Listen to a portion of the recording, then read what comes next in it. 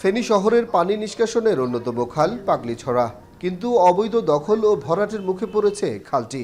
দখল করে মার্কেট নির্মাণ করেছে খোদ পৌর প্রশাসন। খালের আশপাশের বাসিন্দারাও তুলেছে নানা স্থাপনা। 20 ফুটের খাল এখন কোথাও কোথাও 3 ফুটে এসে দাঁড়িয়েছে। ফলে সামান্য বৃষ্টিতেই শহরে জলাবদ্ধতা দেখা দিচ্ছে প্রতি বছর। শহরের দাউদপুলের খালে একসময় চলাচল করত মালবাহী বাণিজ্যিক নৌকা, সেখানেও এখন ময়লার স্তূপ। জলাশয় দখল করে তরকারির আড়ত করেছে পৌরসভা। দাগনভূঞার দান্দা খালের দশাও মৃতপ্রায়।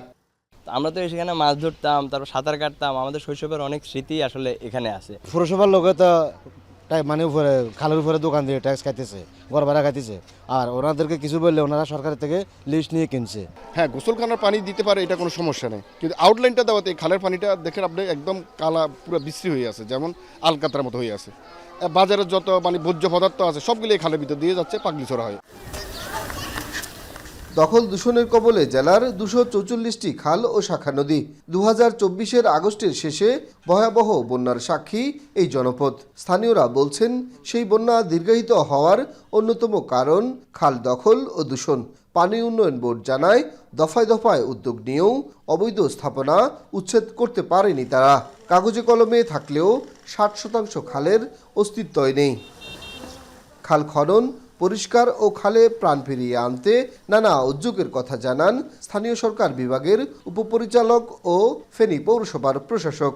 খাল খনন তো মাননীয় প্রধানমন্ত্রী একটা উদ্যোগ নিয়েছেন আর কি। আমাদের ফেনীতে পাগলিছড়া এবং দাউদপুর 2টা খালি দেওয়া হয়েছে। প্রায় 40 লক্ষ টাকার মতো বরাদ্দ দিয়েছি আপনার খালের যে ময়লাগুলি আছে সেইগুলি পরিষ্কার করার জন্য।